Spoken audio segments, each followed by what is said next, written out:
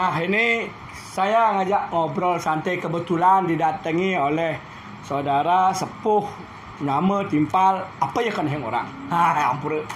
Jadi sepuh dia yang belerang abangnya punya bonsai pule. Mumpung saya ingat beliau adalah orang PHDI yang ada di Singaraja dan beliau adalah orang yang ikut hadir di acara AWK, luar biasa. Beliau salah satu yang orang PHDI yang berbicara waktu itu. Saya perhatikan, ada nyamannya ya sana. Nah, karena saya menganggap semua orang itu sebagai nyame ketika merasa metimpal dan kenal seperti ini ya. Adik saya ini, saya anggap sebagai nyame. Semua saya anggap sebagai nyame ketika merasa mau menyame ya tiang. Nah, kebetulan nih Pak Putu dari Buleleng Jeneng Dalam ya Pak Putu. Nah, Pak Putu yang memang sering datang ke rumah dulu. Kan ada video saya, beliau memberikan saya apa tuh namanya? Oh, saya memberikan keris ya. Mau di keris. Ya, keris takak-takak lagi saya coba bapaknya kayak wah orang ngayah atau pengen sidak aja. Sing nih saya ngomong. Aduh, paksa lepas untuk rasa menyamu. Nah, hari ini saya ingin ngupas sama Pak Putu, kebetulan dia orang PHDI. Orang PHDI yang menggeluti di bidang agama yang saya rasa orang PHDI. PHDI itu ormas. Tapi membidangi agama. Saya bertanya tentang apa yang dimaksud oleh AWK, makhluk suci, dalam pengertian konotasi Hindu. Apakah benar atau salah AWK mengucapkan? Karena kemarin saya lihat tidak menjelaskan itu, dia menjelaskan tentang bagaimana PHDI dan segala macam bla bla bla. Nah, saya ingin tanya nih, kan kira-kira waktu kita jawab apa akar pending jawabannya. Bagaimana dengan tanggapan AWK itu makhluk suci itu dari pandangan pribadi dan PHDI secara pribadi. Jangan sampai nanti dalam yang jatuh ya PHDI pilih ya kan. Makanya PHDI secara pribadi dan PHDI. Gimana tentang tanggapan makhluk suci yang dikatakan oleh AWK?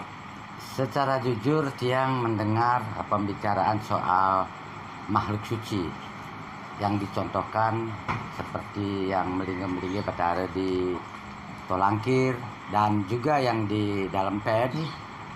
Kalau menurut Bapak Wedakarna, kalau menurut ajaran agama Hindu itu menurut Weda.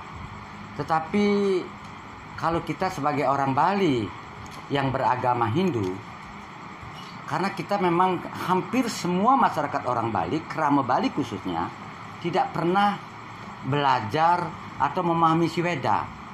Kalau kita di Bali, biasanya kita mempunyai sejarah-sejarah hidup, sejarah-sejarah leluhur, identik kalau kita berbicara Purana itu berdasarkan lontar. Nah, disinilah tidak nyambungnya. Mungkin benar menurut dia ajaran agama itu karena yang berbicara kan legalitasnya profesor.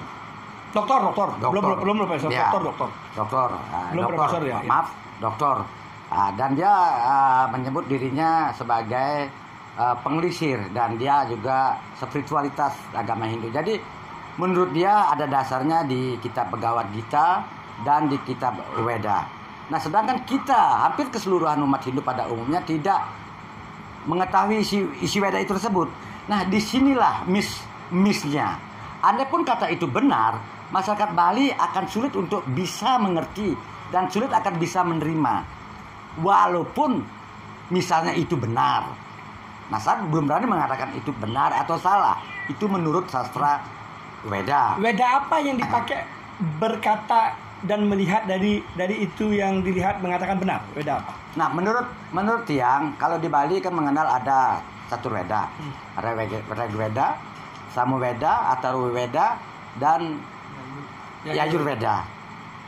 Ada satu lagi yang sudah dikatakan Pancaweda, itu Bhagavad Gita juga dimasukkan Weda kelima. Ini kan menurut dia.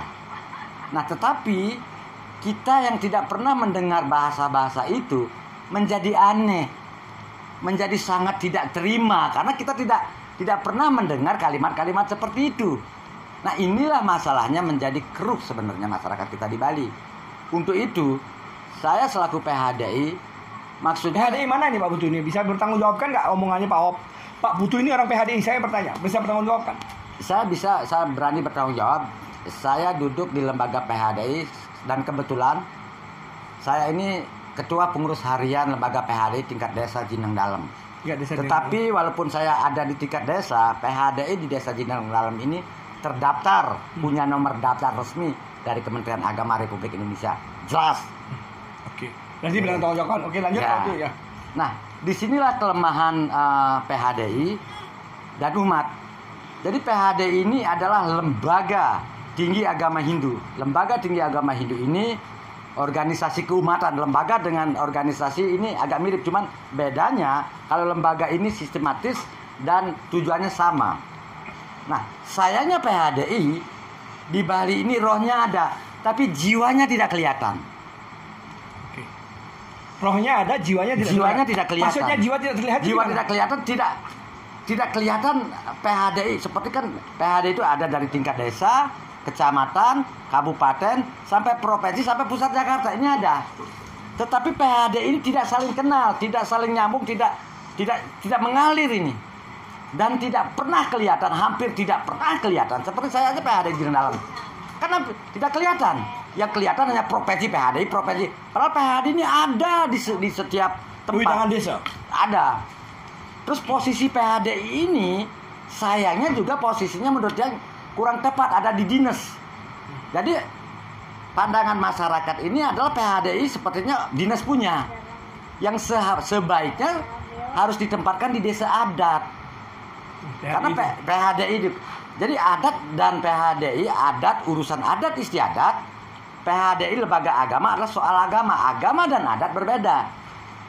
Oke, saya stop dulu sebelum nanti lantur ya, karena saya bertanya kembali lagi untuk memperjelas bahwa benar nggak statement AWK dan benar nggak itu dilakukan oleh AWK melakukan statement. Apakah pantas AWK melakukan statement itu? Seharusnya bukan KPHDI yang punya wewenang untuk melakukan Dharma Wacana, atau seorang Sulingge atau orang-orang yang paham agama yang melakukan Dharma Wacana, itu gimana?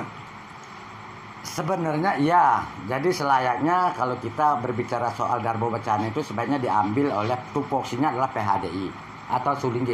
Tetapi juga bukannya tidak boleh. Contohnya saja, anggap di desa Sajinang Dalam mengidolakan Juru Bima, Ketut Ismail yang sangat diidolakan. Terus diminta untuk memberikan suatu penjelasan. Ketika terjadi suatu kesepakatan dan Ketut mampu, itu tidak ada yang pernah melarang. Diperbolehkan, diterima kok. Tapi ketika saya nggak ngerti dan salah, apakah itu bisa dianggap? Kalau memang tidak ngerti, pasti tidak akan mungkin.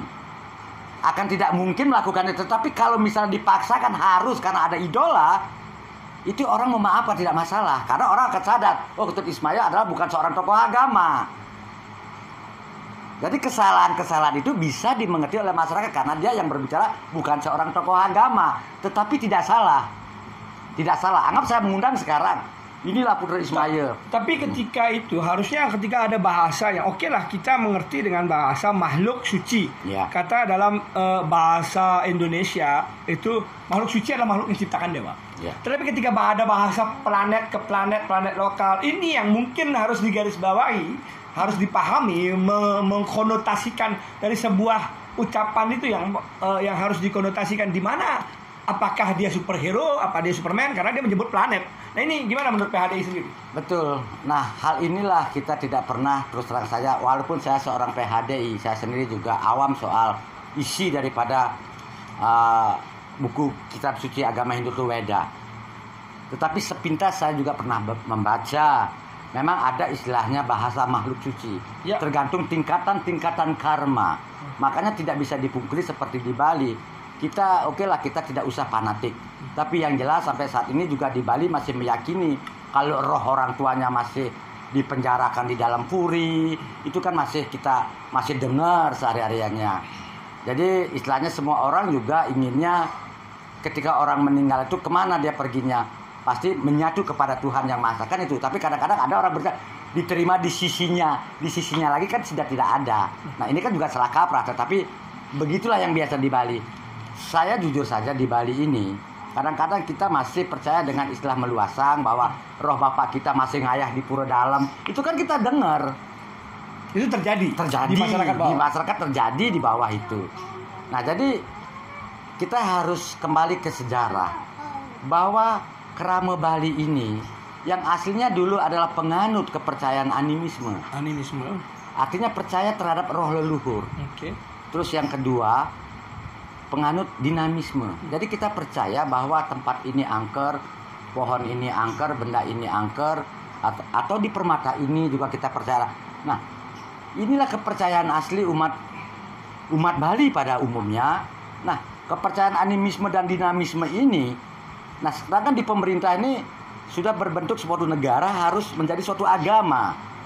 Akhirnya pina sepuh pengisir-pengisir kita di Bali dulu untuk bisa mendaftarkan menjadi sebuah agama, ini kan ada persyaratan. Disitulah kebingungan dengan keterbatasan orang pada saat itu. Mungkin karena keterbatasan dan kemampuan kita, disitulah ada para pengisir pada waktu itu mengirim putra-putra Bali untuk ke India, yang pada akhirnya menyimpulkan, oh ini cocoknya orang Bali dijadikan agama Hindu. Nah, dari sanalah bisa mendaftarkan jadi kitab sucinya apa, hari sucinya, nama Tuhannya. Akan tetapi sangat disayangkan, kita stempelnya agama Hindu, tetapi kita tidak pernah belajar secara detail agama Hindu. Tetap sampai saat ini kita masih istilahnya kepercayaan kita animisme dan dinamisme. Nah, inilah ketika ada orang akademis berbicara agama Hindu, kadang-kadang kita tidak nyambung karena pengertian kita berbeda. Oke, mungkin ini anak muda gimana, ada mau tanyakan? Jangan main HP aja, ini serius nih, ngomong masalah agama. Tadi kan pertanyaannya Jero kan tadi makhluk suci kan. Ya. Kalau bagi saya, pendapat saya itu adalah makhluk suci itu adalah sapi. Makhluk suci adalah sapi, binatang. Binatang. Ya. Kenapa bisa mengatakan itu binatang? Karena itu prinsip saya. Mendefinisikan makhluk suci, ya kan? Jadi bisa mengatakan dengan sapi itu adalah makhluk suci. Tumbuh-tumbuhan termasuk makhluk suci apa enggak? Makhluk suci. Makhluk suci. Iya. Manusia makhluk suci apa enggak? Makhluk suci. Toh, kenapa tadi bilang sapi saja? Makhluk suci. Iya. Kenapa tadi bilang sapi aja? Sekarang kenapa mau ralat? Jadi begini, kalau untuk dikatakan orang makhluk suci itu kan ada prosesinya seperti persulingge. Kalau sudah berwijati, jadi bisa dikatakan makhluk suci. Dia suci. Makhluk suci apa? Karena Dia suci. disucikan. Sulingnya itu makhluk suci apa? Dia suci. Manusia yang disucikan. Manusia yang disucikan. Iya. Bagaimana pendapat PHD saya ini? Jadi sebelum ada istilah makhluk suci, semua yang bernapas atau yang hidup ini boleh dikatakan makhluk. Baik itu tumbuh-tumbuhan maupun manusia. Secara luas itu disebutnya makhluk hidup. Entah itu manusia, entah itu binatang, termasuk juga pohon-pohonan. Iya.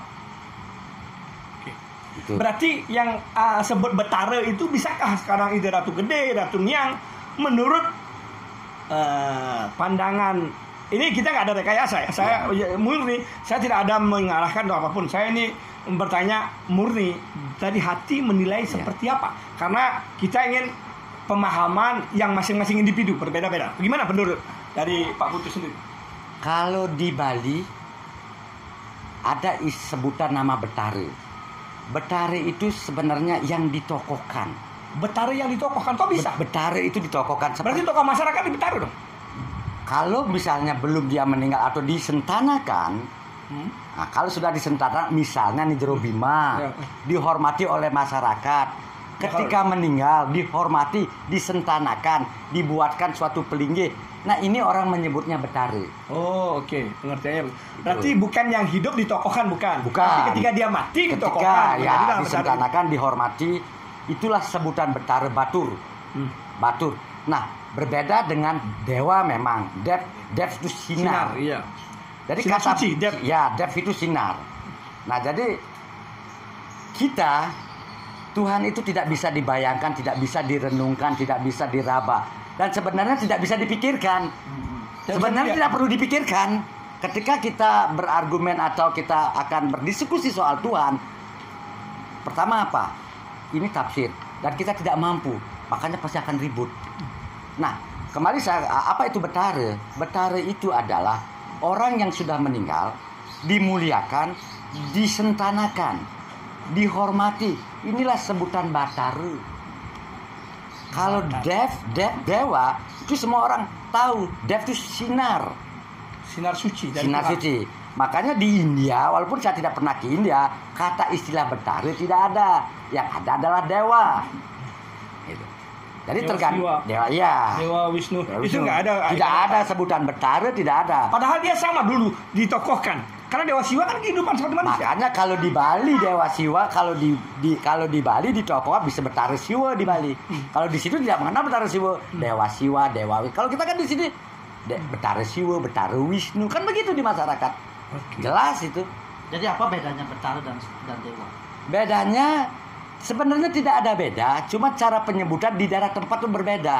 Cuman lebih dekat rasanya ditokohkan.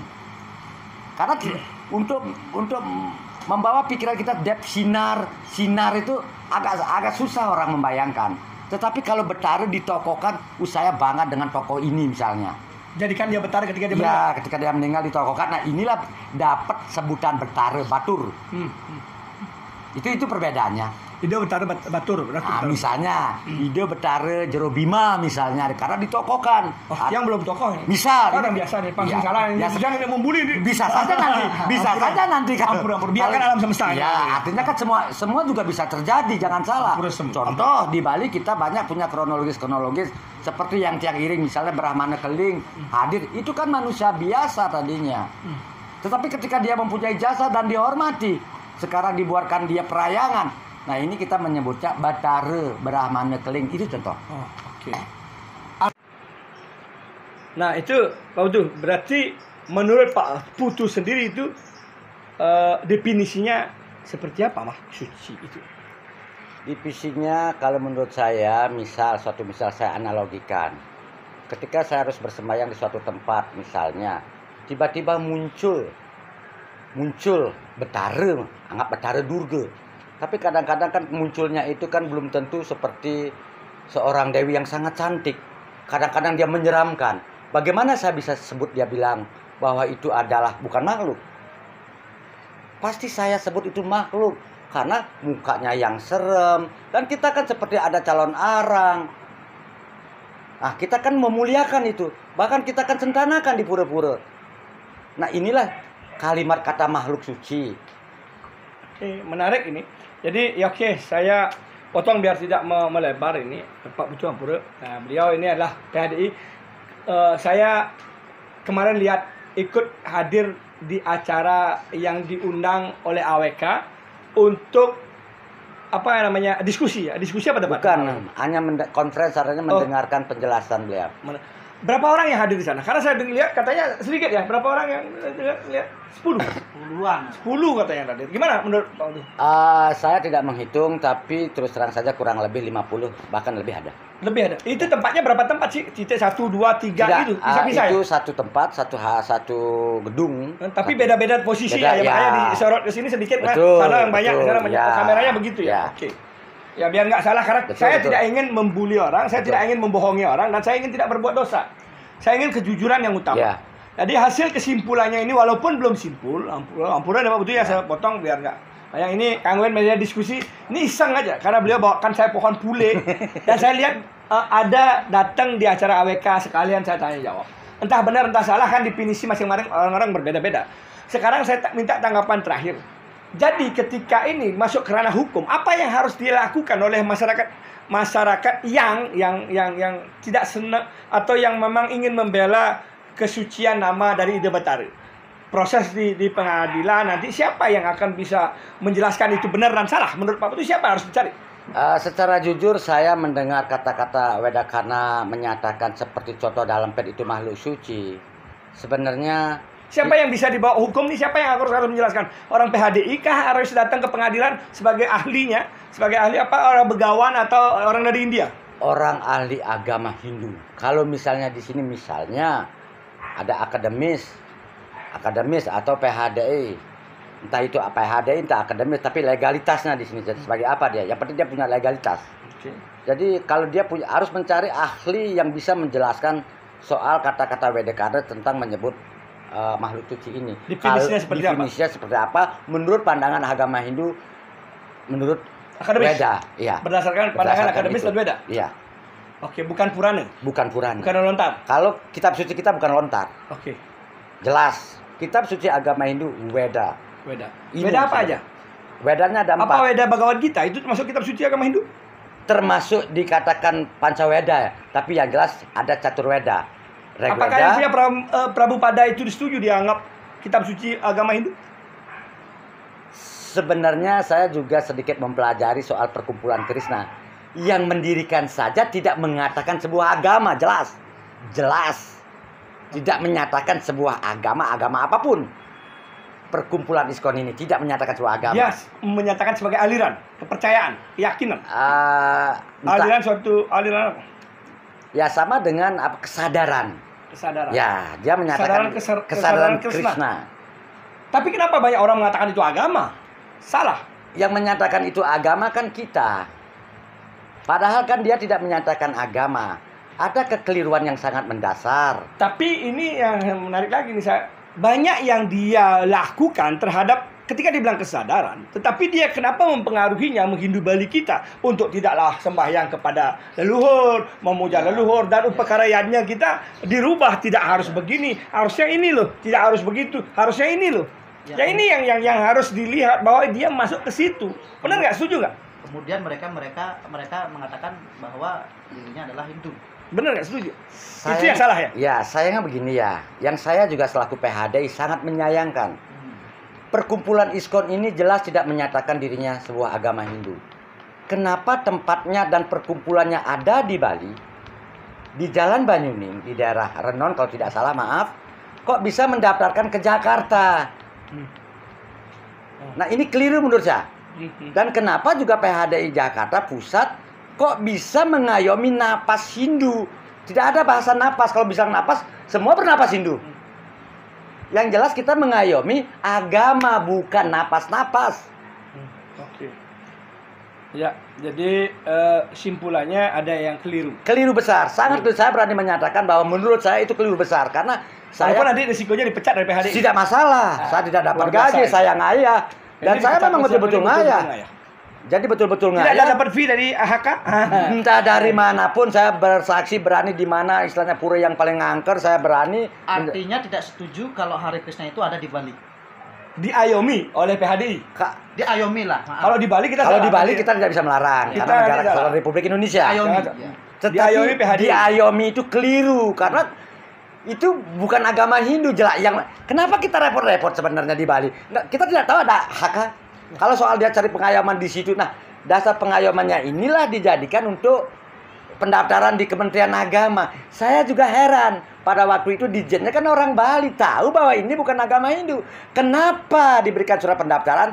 Nah sekarang ini kan semua orang lempar batu sembunyi tangan kayak bola.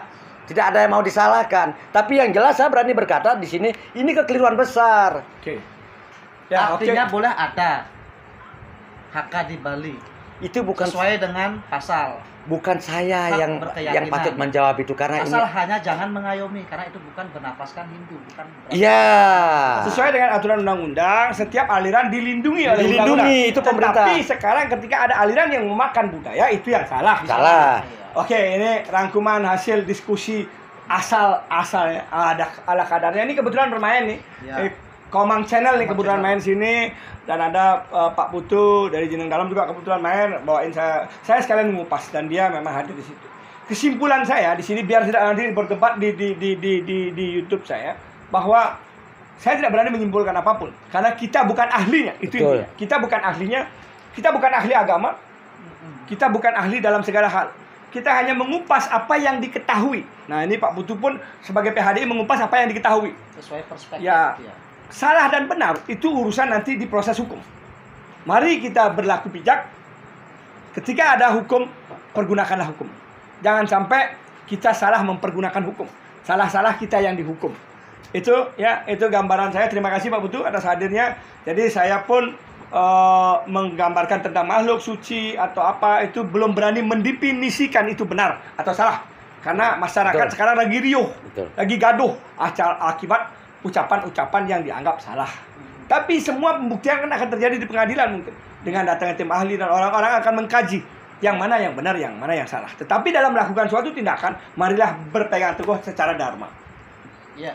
Inilah yang utama harus kita berjalan, dharmalah yang harus kita lakukan untuk membuktikan perjuangan kita direstui alam semesta.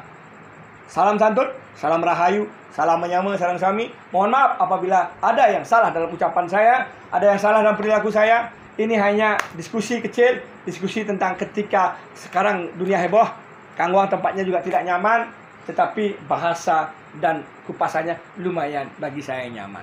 Rahayu, salam menyama, salam sami. Suksema. Sukses.